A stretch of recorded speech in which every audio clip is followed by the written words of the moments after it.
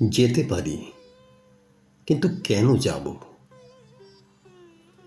ভাবছি ঘুরে দাঁড়ানোই ভালো।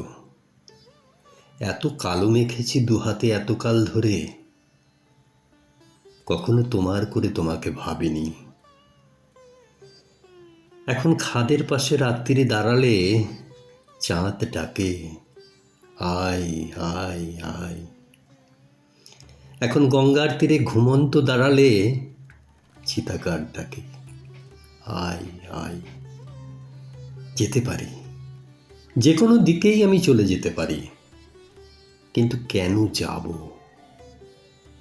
সন্তানের মুখ ধরে একটি চুমু খাবো, যাব, কিন্তু এখনই যাব না। তোমাদেরও সঙ্গে নিয়ে যাব,